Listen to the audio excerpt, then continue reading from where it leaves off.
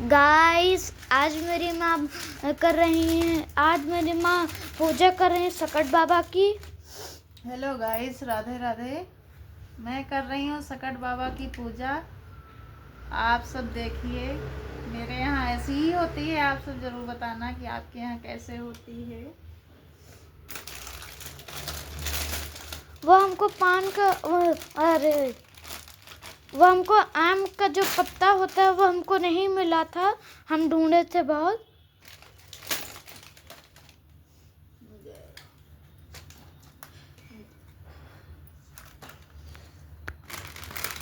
ये सब लड्डू बना के चढ़ाए जाते हैं। आप सब बताना कि आप सबके यहाँ चढ़ाए जाते हैं कि नहीं।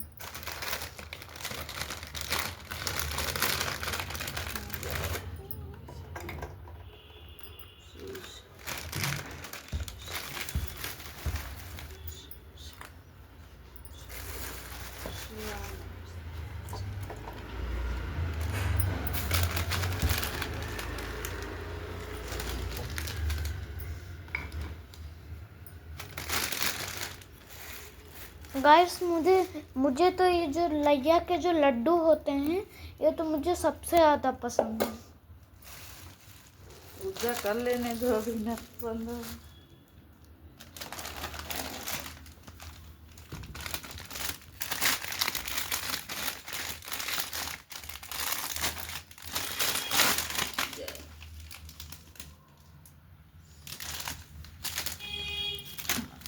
इधर भी है। हेलो गाइस, आप लोग बताना ज़रूर कि आप सबके यहाँ कैसे पूजा होती है।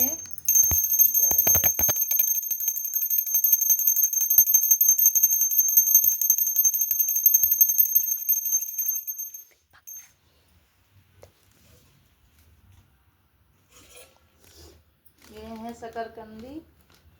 शकरकंदी भगवान जी को ज़रूर चढ़ाना चाहिए, हाथ चढ़ती हैं।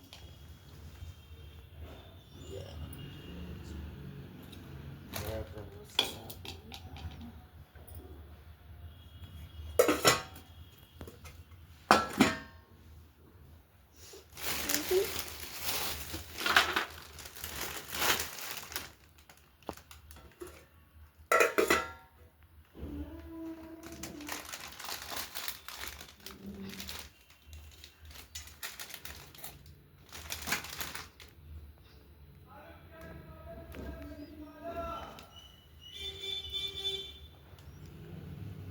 चलने दो।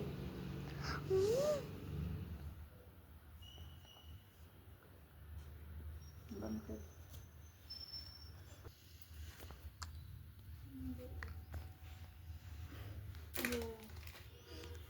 हेलो गाइस, ये है दक्षिणा सकट बाबा का।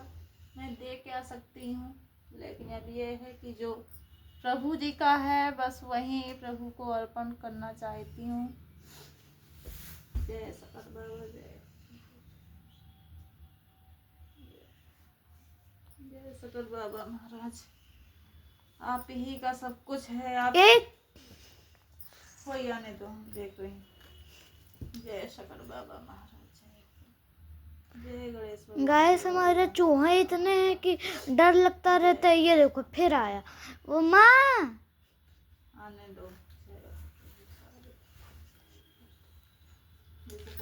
पूरा परेशान हो जाते हैं चूहा लोगों से।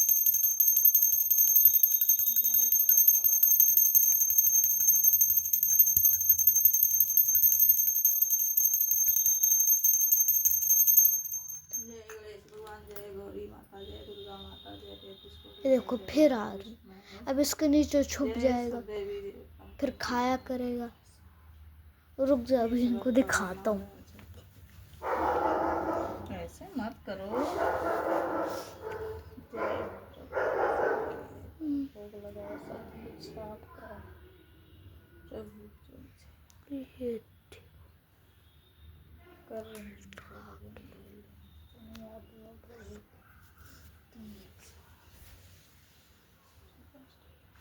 कहानी कहें? ज़्यादा तो मुझे गाइस नहीं मालूम है कहानी, भूल जाती हूँ, पर एक छोटी सी कहानी मुझे याद है।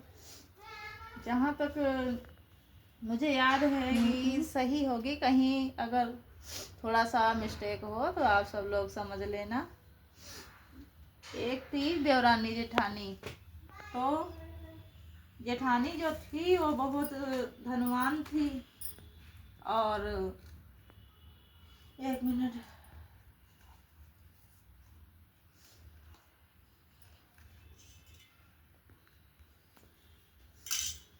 जेठानी जो थी वो बहुत धनवान थी और देवरानी बहुत गरीब थी।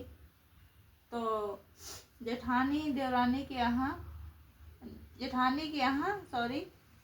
देवरानी काम हमेशा करती थी और थोड़ा बहुत जो खाना पीना बचता था तो जेठानी दे देती थी, उधर को दे देती थी। तो देवरानी अपने घर में लाती थी, अपने बच्चों को खिलाती थी और जो थोड़ा बहुत धन देती थी उससे उनका गुजारा चलता था। तो ऐसे ही बहुत दिन चलते रहा। पर जेठानी कभी कभी बहुत ज़्यादा परेशान करती थी देवरानी को कि तुम गरीब हो, तुम्हारे पास कुछ नहीं है, तुम्हारे कर्म हैं ऐसे। तो किसी को गरीबी का मजाक नहीं उड़ाना चाहिए, पर वो कर क्या सकती थी, किस्मत की बात थी। फिर एक दिन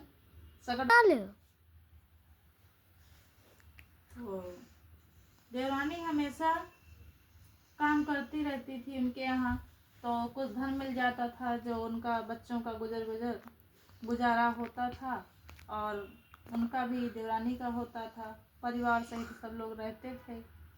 लेकिन एक दिन बहुत परेशान थी, सकट बाबा की पूजा थी। तो देवरानी के पास तो कुछ था नहीं जो लड्डू बनावे, लड्डू का भोग लगावे, पुआ पूड़ी और जो प्रसाद बनता है वो बनावे। तो उनकी देवरानी मन में उदास थी कि हम कैसे पूजा करेंगे। फिर उनके मन में आया कि जेठानी मेरी दीदी पूजा वूजा करेंगी तो कुछ बनाएंगी तो उनसे हम मांग लेंगे, दे देंगी, तो कर लेंगे थोड़ा सा लाके। फिर तो जेठानी के यहाँ काम करने गई तो उस दिन उन्होंने कहा कि आज खाना तो बनना नहीं है, हम तो व्रत हैं, ऐसा करो कि पूजा का सारा प्रसाद बना दो और सारी सामग्री तैयार करके और तुम रख दो, जाओ। तो उन्होंने बनाया, मन में सोच रही थी कि मेरे को पता नहीं देंगी कि नहीं देंगी, पर उनके साथ वैसा ही हुआ जो सोच रही थी।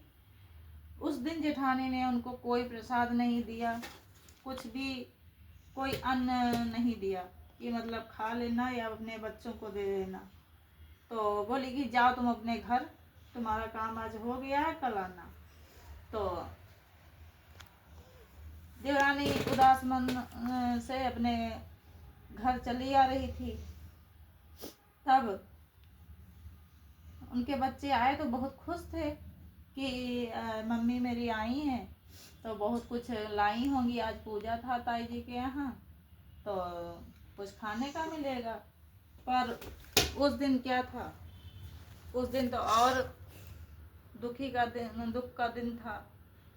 देवरानी ने कहा कि बेटा ऐसा है कि आज उनके घर में खाना नहीं बना, उनके घर में वो सब लोग व्रत हैं इसलिए नहीं बना। देवरानी ने ये नहीं कहा कि ये हमको दिया नहीं है तुम्हारी ताई जी ने, पर उन्होंने ये कहा कि उनके यहाँ आज नहीं बना, सब लोग व्रत थे। तो बच्चे उदास हो गए, दुखी हो गए कि आज पर्व है, सबके यहाँ लड्डू आए हैं, प्रसाद बन रहा है, हम भी खाते, मेरे यहाँ होता। तो देवरानी बोली कि बेटा जाओ खेत से बथुआ बीन लो और बथुआ लेके आओ, हम उसका लड्डू बनाते हैं, उसी का हम पूजा करेंगे आज, क्योंकि हमारे पास कुछ नहीं है, भगवान तो सब कुछ जानते हैं और भगवान चाहेंगे तो हमको ज़रूर धन देंगे जो अगले साल हम अच्छे से सकट बाबा की पूजा कर पाएंगे। तो बच्चे गए, बथुआ लेके चले आए खेत से। जैसे बथुआ लेके आए तो देवरानी ने सब कुछ बथुआ का। तो देवरानी बथुआ के लड्डू बनाई और पूजा करी और बाबा से प्रार्थना करी और बच्चों से बोली कि बच्चों भैया लोग तुम भी प्रार्थना करो भगवान से कि इस साल मेरे पास नहीं है, हम क्या करें, जब कभी धन होगा तो हम भी अच्छे से पूजा पाठ करेंगे। और यही प्रार्थना करके वही बथुआ के लड्डू बच्चे खा के और अपना खा के सो गई। रात में सपना आया कि एक बाबा आए और बोले कि बेटा मुझे बहुत तेज भूख लगी है। तो बाबा कौन थे? सगर बाबा थे। तो उन्होंने कहा कि बाबा मेरे पास और कुछ तो है नहीं, बथुआ के लड्डू रखे हैं, आपको देती हूँ, आप खाओ। तो बोले हाँ बेटा जल्दी दो, मुझे भूख बहुत तेज लगी है।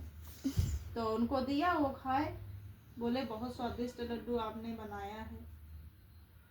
फिर वो बोले कि मेरे लघु शंका लगी है। तो जो लोग गांव में रहते हैं वो जानते होंगे लघु शंका क्या होता है।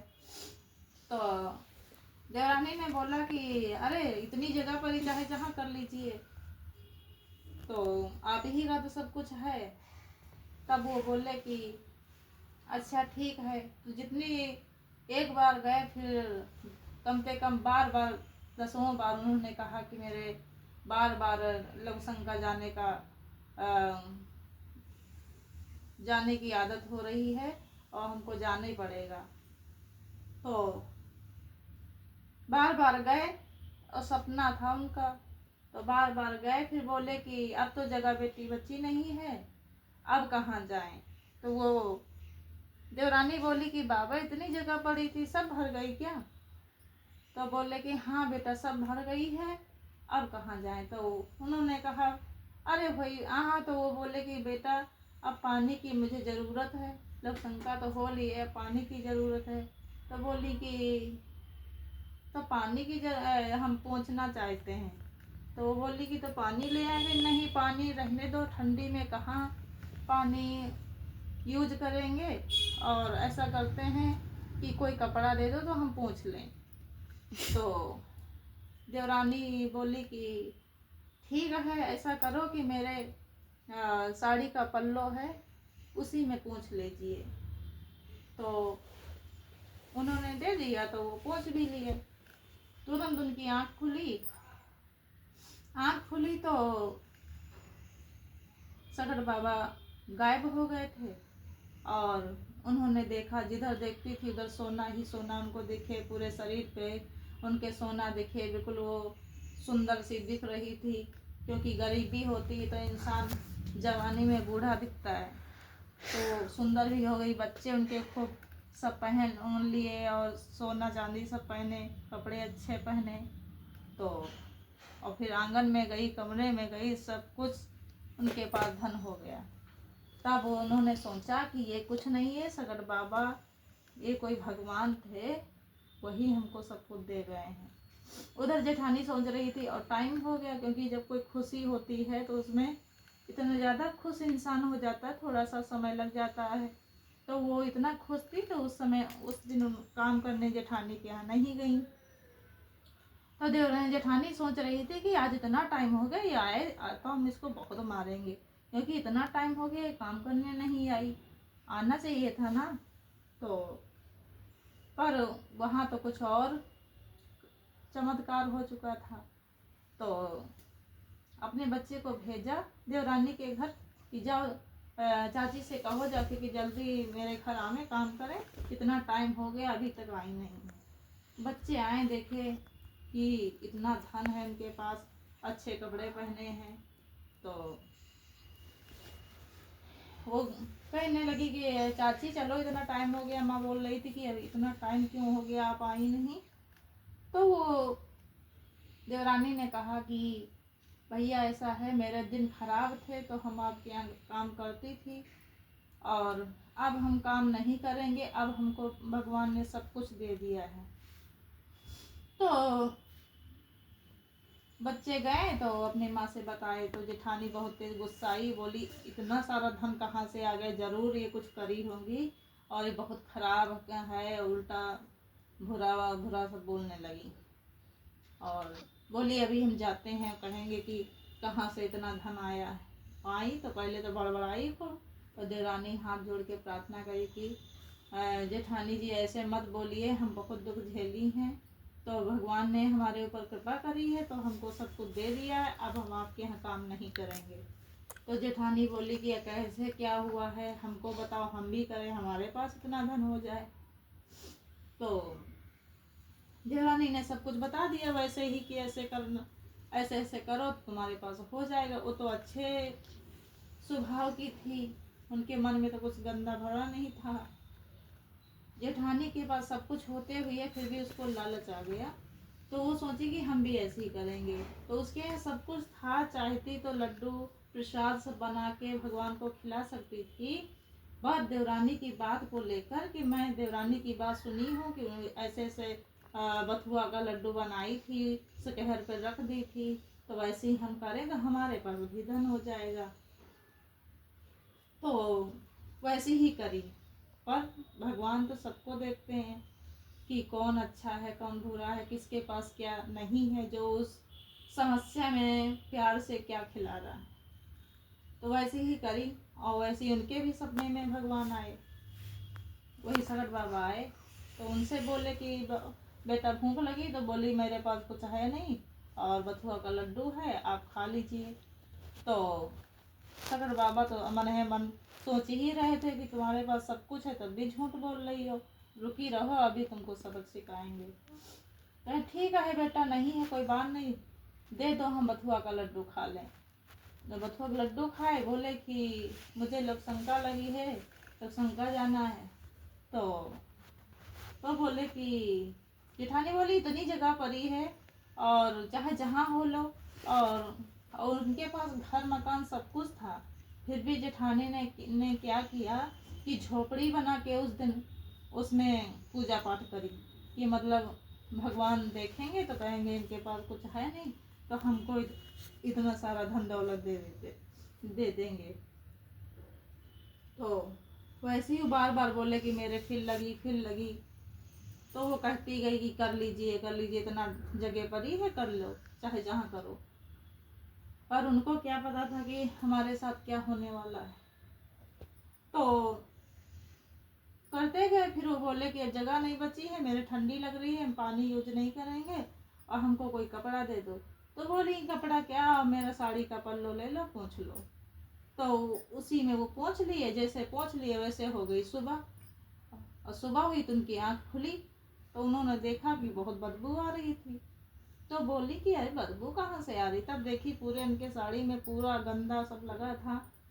बहुत परेशान हो गई, फिर बोली कि उठी, बहुत जल्दी कमरे में आंगन में कहीं देखी, सब कहीं देखा तो सब कहीं गंदगी, सब बदबू उसमें ला रही थी। तो गुस्सा हो गई, कहने लगी कि देवरानी की देखो अपना सब कुछ ले ली है, हमको झूठा बता के, और देखो मेरे साथ कपट छल कर दिया है, अभी जाके इसका सही करें। और जितना ही वो धोती थी अपने शरीर को, अपने कपड़े को जितने धोती थी, जितने घर की सफाई करती थी, उतने गंदगी बढ़ती ही जाती थी। तो बहुत परेशान हो गई, फिर बोली कि हे सकट बाबा, जौन हमसे गलती हुई होए तो क्षमा कर दो, हम नहीं जानते हैं। गलती पहले नहीं मानी, पहले कहीं अभी देवरानी के यहाँ जाएंगे, तो देवरानी के घर गई। तो देवरानी बोली कि जेठानी जी तुम्हारे शरीर से तो बदबू आ रही, तुम बहुत परेशान हो रही हो, क्या बात है। तो उन्होंने बताया यही सब चीज़ कि हमने किया था जैसे जैसे तुमने बताया, मेरे साथ ऐसा हुआ है। तब देवरानी बोली कि जेठानी जी आपके पास तो सब कुछ था, फिर भी आप भगवान को झूठ बोल के उनको बथुआ के लड्डू खिलाई हो, तो क्या होगा, तुमको तो चाहिए था कि अच्छा सब बना के खिलाती तो और धन देते। तब जेठानी जी बोली कि अरे हमसे तो गलती हो गई, कहते हैं कि किसी गरीबी का मजाक अमीरों को नहीं उड़ाना चाहिए और सबकी समस्या समझनी चाहिए। हम तुमसे क्षमा माफ़ी मांगती हूँ, जो हमसे अपराध हुआ, जो तुमको इतने दिन सताई, और अब सकट बाबा से कह दो कि मेरे ऊपर कृपा कर दें।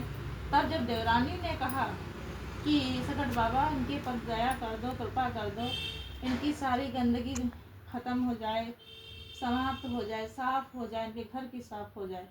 तब सकट बाबा ने जब कृपा करी तब जाके उनकी गंदगी साफ हुई। तब जाके उन्होंने कहा कि अब जब सकट बाबा का व्रत आएगा तो दोनों देवरानी जेठानी व्रत करेंगे, एक साथ रहेंगे, प्रेम से रहेंगे। जैसे सकट बाबा उनके दिन आए अच्छे से, वैसे मेरे दिन आए, मेरा परिवार सुखी रहे।